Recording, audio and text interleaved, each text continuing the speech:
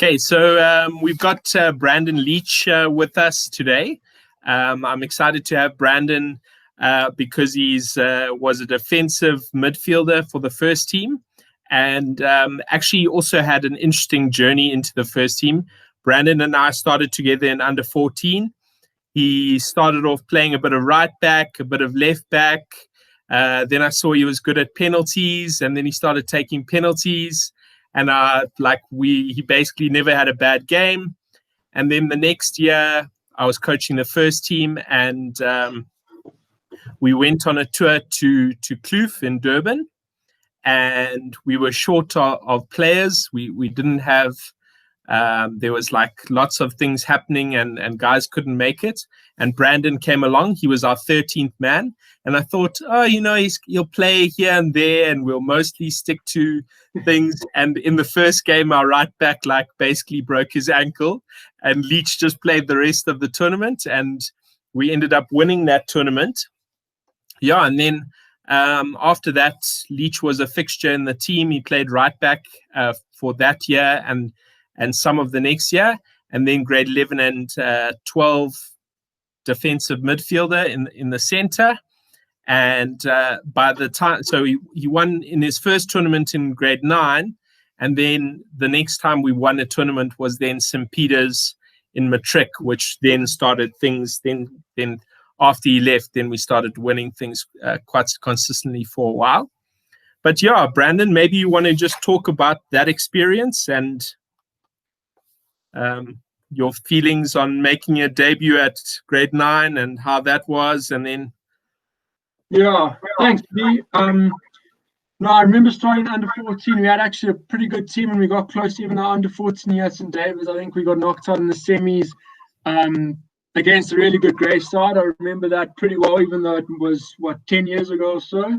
And then I actually remember for that Kloof tournament, I remember you sort of messaging me and saying, listen, we're short of players. Do you want to come with to Kloof? But don't worry if you can't, because I know rugby. You've got rugby, and I think I had other commitments. And I remember thinking, flip, should I go? Should I not go? I mean, I was going to be grade 9 playing with a lot of the matric boys that were proper, and I thought, flip, this is going to be quite an interesting tour. And I thought, let me just do it. What's there to lose? And I went with.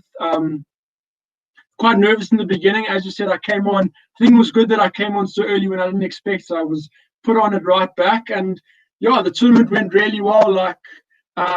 Obviously as a team and individually, I think it was really awesome to start off the first team soccer scene. It's always nice to have an away tour and stay in a little bed and breakfast. It's always good here with the team and stuff. So that was awesome. And then I even remember how thin we were. I remember our goalkeeper, Geach, had to play outfield the one game. That's how thin we were on numbers. I remember number 10 in the one game, the quarterfinal. So that was quite interesting. And then, as you said, we were pretty much, every year we were competitive and we were up there with the best teams when it comes to school soccer. But we sort of were starved of a trophy for, 3 years or 4 years or so. We won that first one. I thought we're going to win a trophy every year, and then it just never happened. We got close, lost on penalties a couple of times, and we really just sort of missed out every year. And then the matric year, and actually it's crazy how it works, because that matric year when we won St. Peter's, we kind of leading into that tournament, we were not looking as good as we have before. And I remember we got beaten by Parktown just before we went there, and matrics were running prelims. And if I was to say we were going to win a tournament, that was not the one I would have said we would have won. And we managed to scrape through a few results in the knockouts, and then got to the final and won on penalties. Pretty awesome. We came from behind on a penalty shootout to just make it there. And we won that one. And then obviously when after I left school, I saw the boys won a trophy at Grey for 2 years in a row or something like that. I saw then the trophies kept coming. So I guess it's weird how it happens like that. But I think even though we weren't winning, we were always competitive. And as I've said to you before, we weren't always the best team, but we managed to compete with whoever it was. We were always up there with the best. And we ground out a lot of results and we got run around properly sometimes. And I remember playing right back in the beginning, and I mean, I lacked a bit of pace, and I think that's where I moved to centre defensive mid. But I got skinned on the wings sometimes. We came up against some really good teams, but we competed, and yeah, it was interesting. I actually enjoyed playing centre defensive mid, and yeah, it was a quite an interesting journey.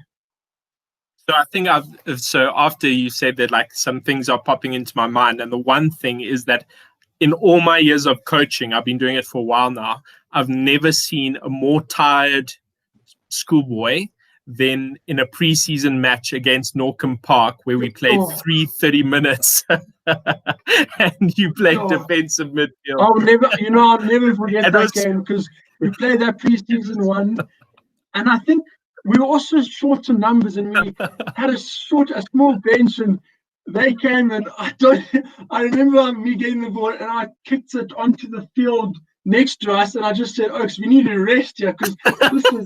And I think it was 0-0. I think we drew the game 0-0, but I mean, it was basically City against Southampton the other night. We honestly couldn't take a break. I was dead on that. That was, yeah. I mean, that's often we came up against the Norcombe like that, where they did run us dead, but we managed to hang in there and beat them on maybe penalties at the end or something.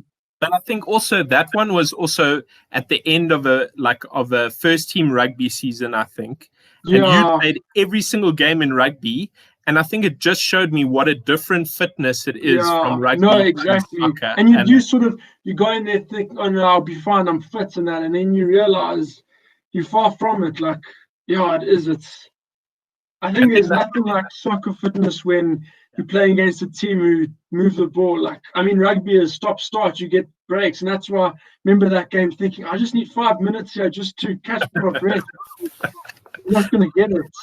And then the other story I've got is then, like, I was on a cricket tour in Bloem at Grey, and they take you out to the Spur, and the teachers are really hospitable, and they had some other teacher there, and he was like, "What school are you guys from?" And I said, "No, we're from St. David's." He's like, "You guys have got this boy at your school, Leitch.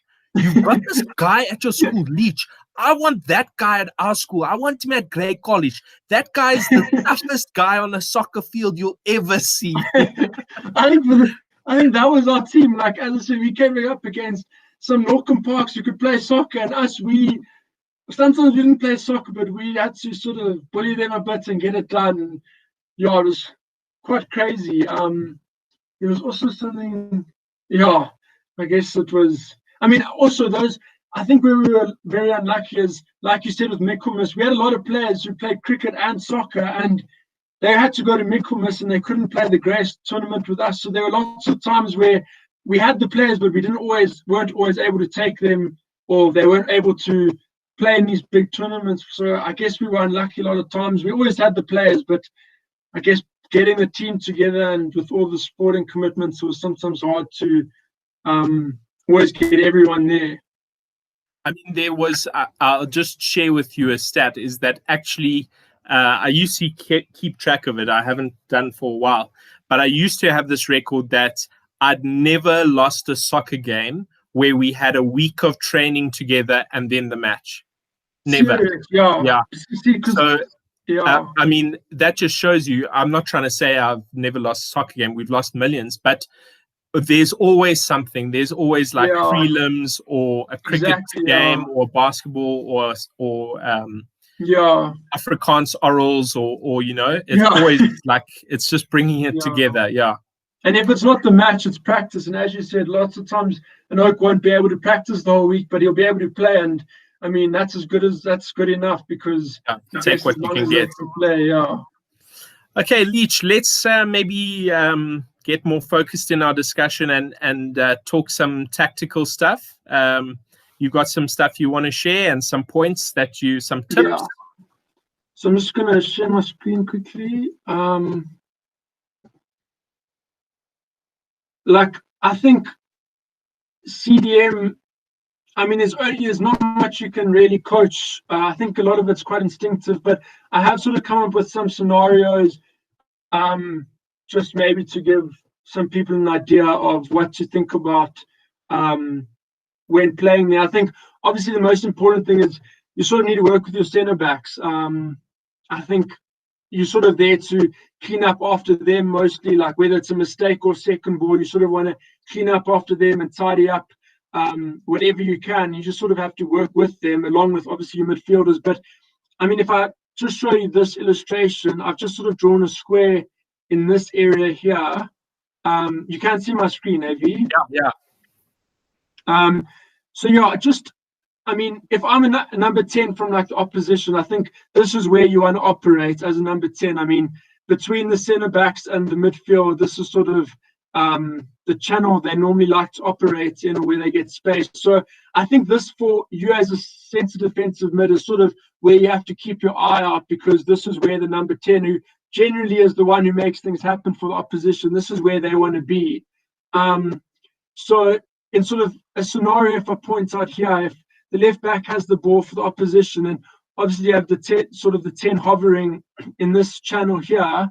If you had to give the ball to the 10, obviously that's if you're sort of unable to intercept, or your midfielder is unable to intercept or something. So the ball gets to the 10 in the channel. I think the centre back sort of has to make a decision. Is he going to get on top of the 10 and stop them from turning, and maybe force them to pass sort of back here or to the other midfielders? Or is the centre back rather going to like backtrack and sort of let him have the ball and sort of backtrack in case, or sort of watching a run behind them? And I think their decision stems from where they think you are as a player. I mean, if they think you can sort of get back to this, if they think you can get back to him here, then they will be more than comfortable to sort of backtrack themselves. But if you're sort of off the pace, then they're going to need to step up here and stop this oak from turning, because I mean, if he turns, he can sort of do whatever he wants. So if I talk about scenario one, say the centre back does sort of press onto the 10, I think what you need to watch out here is, obviously it's not ideal for the centre back because he's sort of left a huge gap in this area. So I think you sort of have to be aware of that he's been pulled out of position. I think the other centre back will obviously also have to be aware of that. I mean, the 9 could sort of run in behind here and he'd sort of have to track him. And I think that's where you just need to be aware of maybe third runners from the midfield just coming in sort of here. It just leaves a lot of open gaps where you sort of just have to maybe cover for your centre back who sort of steps on this 10 to stop him from turning. So I think that's maybe the one type of situation. And then on the other hand, if these centre backs decide to rather step off, knowing that you can get there, you obviously have to get back as soon as possible and turn and try and get on top of the 10. And I think one of the things in schoolboy soccer is, I think a lot of the times, maybe we're not scared.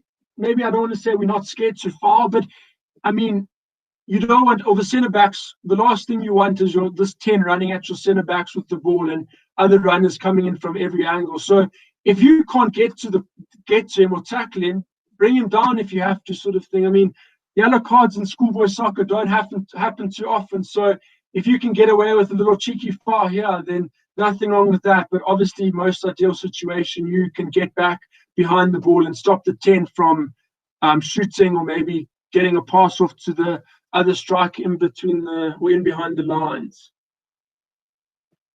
So yeah, that's sort of maybe the one aspect. And if I just open up a different one,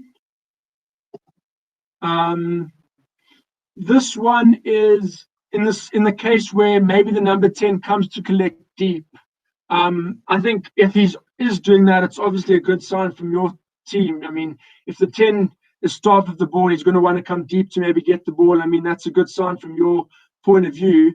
And in the case where maybe he does come to collect deep here from the right back, I think you as a team have two options. I mean, the first one could be, if you're happy to sit back, you can obviously let him go, let him have the ball here. I mean, it's not much threat to you. The only thing you can really do is play a long ball in behind, which you'd hope your centre backs can deal with. But otherwise, there isn't much threat with the 10 having the ball here. So as a team, you can decide to let him have it. But on the other hand, if you as a team obviously want to press high, then you as a CDM sort of need to track him here. And even if you might feel a bit vulnerable, I mean, you're getting pulled way out of position, you've got to follow him and you can't let him turn. You've got to put him under pressure.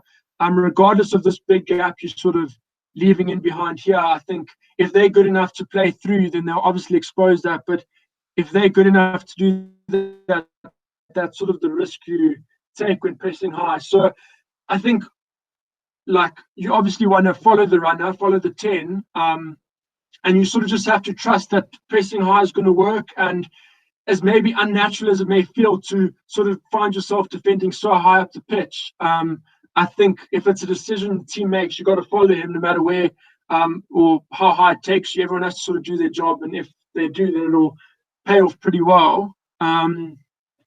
So that's maybe the other another side of it. Then another scenario which I have is just sort of the case where maybe, I mean, those first two scenarios I showed you were more maybe if the opposition have the ball a bit more in their half, whereas this one is maybe if we're sitting back a bit as a team or defending deeper, and you sort of can everything's happening in front of you, which is obviously nice as a CDM because it's easier to defend what's in front of you as opposed to having to watch a number 10 who's constantly behind you. So if you are defending deeper, it does perhaps make it a bit easier for you as a CDM, but at the same time, I mean, defending deep has its own risks. So if you do find yourself defending deeper, you obviously just have to stick to this 10 as close as you can. Obviously, sometimes it won't be the 10, but whoever it may be, you've got to stick to him as close as you can. And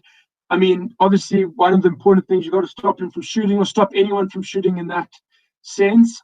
Close them down as quick as you can. And if the 10 does get the ball, you obviously want to be on them and don't let them play the pass or don't let them turn. And I think one of the easy things to do in this situation is overcommit to the 10. I mean, if you overcommit to the 10, when you can't get the ball, it makes it so easy for him to maybe play it to another midfielder and run in behind you. I mean, if you overcommit, you won't be able to track that runner. So I think you sort of just have to obviously close down as quick as you can, but don't get too close that you won't be able to track back if he runs in behind you and plays a 1-2 sort of thing. So I think that's pretty important. Easy to get caught out, especially when you're playing against a clever 10 who's quite quick. You just don't let him sort of get him behind you and make sure you follow him or follow the runner. And then the last sort of scenario is just a case of where, obviously it's a different sort of screen, but in the case where maybe the winger or the fullback from the opposition gets in behind. So if, say, this winger gets in behind our fullback, obviously he's going to look to cross, and I think you as a CDM, I think there's a few things you can think of. Obviously, a lot of it's instinctive. You sort of maybe try and anticipate where the winger's going to play the ball, where he's thinking of passing it. I mean, one of the common ones is obviously here between the keeper and the centre backs, which obviously would be the centre backs problem. But another popular option would be to maybe cut it back to third runners here from the midfield or something. So I think you just got to be aware of that cutback. But at the same time, trying to make sure you mark up these third runners loading the box. Obviously, you also need your midfielders to work with you to track these runners into the box as well. I mean, that's where a guy like Frank Lampard scores all his goals, running third runners from deep, getting into the box. So I think you just got to sort of, as a CDM, keep eyes in the back of your head as much as you can. I know it's not easy, but that's also where your other midfielders and centre backs in particular need to talk to you. Like in those first two situations, your centre backs need to tell you, listen, whatever, you need to cover me, or I'm gonna step up here. So I think communication between the midfield and the centre backs is probably one of the most important things, because as an opposition and as a 10 especially, you sort of want to be in a position where no one from our team will sort of know what to do. So they want to make us indecisive. So if we communicate, and as a CDM, if you can communicate with everyone else to make a decision and make sure everyone knows what you're doing, I think it helps the team as a whole. And then just the last thing which I made here is just when we're in possession of the ball, maybe, and you as a CDM, what you can offer. I think if maybe the fullback has the ball here, throw in here. I think obviously the safest route would be just down the line. You can't really go wrong. Maybe want to throw in further down the pitch, or obviously collect the second ball. But I think where a CDM can help a lot is maybe obviously making an option here, or coming to collect and make an option for the fullback to throw to. I think it's obviously, it can be quite dangerous, because should he throw you the ball, it's obviously you need to be able to rely on yourself, because if you lose the ball here, there's big trouble. But that's why if you're able to trust yourself and trust maybe your first touch, and you can come and make yourself an option here to receive the ball and maybe turn and play it to your centre backs, or can maybe even play it to your goalkeeper or play it to another midfielder, it makes another option that maybe draws the strike in here and gives the fullback the option to play it to the centre back. So I think as a CDM, if you're confident enough to come and collect the ball from a throw-in, or in any situation really, if you have confidence in your own first touch and you can rely on yourself not to lose the ball, I think it helps yourself and everyone a lot. And I think, I mean, one thing in this specific situation that you can maybe practice at home is, I mean, just throwing the ball against a wall or kicking the ball against a wall, and then sort of making sure that when it comes back off the wall, you can receive it nicely, bring it down nicely, and sort of you're in the position to distribute the ball as well. I mean, that would sort of reenact the situation, because if you're able to collect the ball from the throw-in and in 2 touches get it off to the centre back, I mean, that makes everyone's life a lot easier, and it makes the opposite, makes things a lot harder for the opposition if they know that the CDM can sort of get the ball whenever and wherever, and is highly unlikely to lose it. So I think it's a simple thing, but I think can make a lot of difference. And I think that's one of the things with a CDM. Like, I mean, you don't want to, CDMs aren't going to win Ballon d'Ors. Like, just got to keep it simple. You don't have to do anything special. You sort of want to get the ball and give it to people like your number 10 who can make things happen. I mean, your job isn't to make things happen. You just got to tidy things up, keep it simple. Don't complicate or overcomplicate things. So I think that's the most important thing. And obviously, you can make yourself look a lot better if you're able to distribute nicely and maybe, I mean, put balls over the top or spread the ball to your other fullbacks and that. Like, that can obviously make you look a lot better. But I think the simpler you keep things, the better your game will be, and the better, or the more it will help your team as well. In terms of when you've got the ball, obviously, in sort of in the defensive capacity, you sort of just want to clean up, make sure you defend well, make sure you win second balls, even win headers. I think a thing that helped a lot was if a CDM sort of goes to win that first header, it helps the centre backs a lot, because it means they don't have to commit and sort of leave a gap in behind them. So I think those are some important things on the defensive side, just to just do the dirty work and sort of even anticipate mistakes from your own players. If you can anticipate mistakes and you're there to clean up, I think that's what makes you sort of efficient and makes you a valuable player on the team. So yeah, I think those are pretty much the most important things I can think of. But as I said, yeah, very instinctive. So there's only so much to really speak about. You know, there's one question that I've been meaning to ask you for like a number of years now. Actually, I remember at school in a couple of games, or mostly we played like a 4-3-3, and you were the holding midfield, and we had like 2 guys in front of you.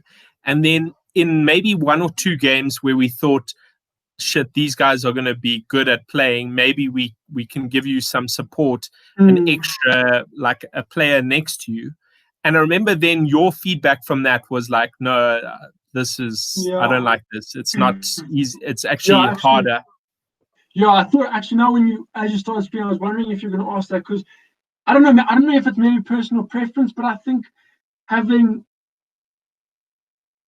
maybe having 2 defensive midfielders, you've got to have sort of 2 people you basically need 2 people exactly the same. I mean, sort of maybe give one side of the pitch for the one centre defensive mid and the other side for yourself. So you really have to have someone next to you who does the same job as you and sort of can replicate exactly what you do, which is hard. I think it's hard because, especially at school soccer, when there's not necessarily enough time to train with someone all the time next to you, it's hard to get that understanding and have someone next to you that you can sort of rely on them to do the one side of the pitch and you to do the other side of the pitch or work together. So I did prefer sort of me being by myself there, maybe more.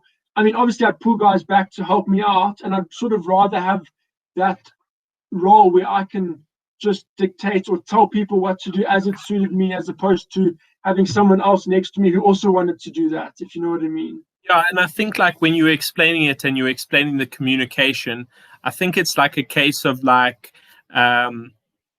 it makes things clear. This is my job. Whereas when there's two of you, like what's your job and what's my job? Exactly. Yeah, that is. Yeah, I think that is. I mean, also if you think about it, I think a CDM doesn't really. I wouldn't say they don't mark someone, but they sort of they're like a sweeper sort of. So having two sort of sweepers, it's like overkill, especially if it means that the opposition is going to have an extra number in midfield. So obviously it doesn't mean as a centre defensive mid you're not supposed to mark anyone, but you do sort of want to be free to sort of clean up stuff. So I think that's why I'd maybe prefer to do that myself and have someone else next to me who can mark sort of the other midfield. Stay on that angle instead of sort of go home and maybe clean stuff up with me. I think that it sort of complicated things. I think that's what made it the most difficult. And then just on like a team, like a team dynamic kind of comment, I think depending on how this year plays out, next year there's a good chance that we'll have like a group of first team soccer players who have never played first team before. Like they won't have like experience to draw on. And something that I can remember certainly you saying in team talks, like I can even picture that like far field at Grey is like we like rest in position. Maybe you want to like talk about that, like instead of like jogging back and like sprint back and then sprint back and rest there as opposed to sort of catching your breath on a jog back. I definitely think as you say, even if you think about it, makes more sense. I mean, when you play against a team, I mean, you think of the Liverpool corner against Barcelona in the semi-final last year, the Champions League. I mean, sort of the game's so quick and the team can play the ball so quickly, so you sort of can't predict. You can't give yourself. You don't know yourself how much time you've got to relax. So rather get to where you need to be and then sort of take as much deep breaths as you can while you're there, as opposed to sort of catching your breath while you're getting in position. I mean, you think of the teams like in the Premier League, like Burnley and Sheffield United now, who they just get back and they sit there. I mean, you'd rather get back and sit and be able to catch your breath then, as opposed to making it more difficult for yourselves and sort of being all over the place. Like rather get in position and then rest there. Like it makes more sense. I can definitely tell you better about that Sheffield. Eh? and then like just any other like closing tips or piece of advice or things you One thing I think obviously, as you said, next year with maybe a lot of guys sort of never playing first team before, I think obviously if it's a team of people who haven't played first team, it obviously will have. I mean, I think experience only counts so much in schoolboy soccer. I know, like, plenty of years we've thought, oh no, we've got a team, this team. I think I can remember so many years where every year we're like, no, this soccer team, this is the best team we've had in years, and they don't win anything. It happens every single time. So I think having a team where maybe no one's played first team and there's no pressure and no expectation to anything, you can just sort of no baggage, so you can go out there and sort of play freely. And that's my matric year. We didn't necessarily, of the years I played, we didn't necessarily have the best team compared to years where we had guys who played who went pro and stuff. I mean, that matric team, I think we went and played and we had Oaks who worked together, and I think that's where we did well. Whereas that's where I think like sometimes there's too much hype, and I think the hype sometimes it never materializes. So I think that obviously can work well, having a team of folks who haven't really played first team or haven't had the pressure of winning trophies. I think at St. David's, I know we wanted to win every trophy there was. So I think it could be a good thing. And on the other hand, I think of when I sort of made my debut, and just for other guys who make their debut, I think often when you make a debut in the first team, you're normally one of the youngsters, or even if you're not one of the youngsters, you're one of, obviously it's your first cap, so no one really knows you, or no one really knows what to expect from you in terms of the rest of your team, because I think the rest of your team is where you feel the pressure. I mean, you want to prove yourself to the centre back next to you, or you want to prove yourself to the striker on the same team as you. I think that's where most pressure comes in. You're playing with, you may be in grade 10 and you now playing your debut with the matric who's been playing there for 2 years. So you sort of want to prove yourself to them. And I think you just have to realize, like, you don't need to put yourself under that pressure, because that matric who's played there for 3 years, he knows you're not there just because he knows you're good enough to be there. I mean, there's no ways you're going to be at grade 10 playing your first cap and you way out of your depth. Like, you just got to trust yourself. I mean, these oaks, you just got to give yourself time. Don't put yourself under too much pressure in the first game to prove yourself to everyone in the team. You've got a year to sort of show what you're made of and sort of show what you are. So I think, yeah, you just got to trust that you deserve to be there, obviously, and then everything will fall into place. Like, I think of that Kloof tour where I felt I was obviously flipping nervous, because I mean, I don't even think half the people in the team knew who I ever heard of my name. And I thought, flip, I don't know what they're going to think of me. And I think from their perspective, I mean, obviously I came in to help, and they know I'm not going to be useless. So there's no need to put myself under pressure. I mean, I've got the whole of grade 9, grade 10, and grade 11 to prove myself if I do have some bad first few games. So I think, yeah, you just got to give yourself time and trust that you're there for the right reasons and stuff. Leitch, it was great chatting to you. I think you gave some good tips there. Yeah, and hopefully the boys take that on and use it. And maybe when we all back at school and playing football, you'll come down. I know you enjoy Proud Old Boy, eh? Yeah, I definitely be keen to watch some of them. I think actually, next David Cinnamon comes on. There's actually so many things. Now I remembered another thing. Speak about the St. David's blazer and how it's like the best blazer in the world. Oh, yeah. I mean, I saw a lot of guys getting the blazer, obviously in the lockdown and stuff, which it's not. It obviously it's a bit different, but I think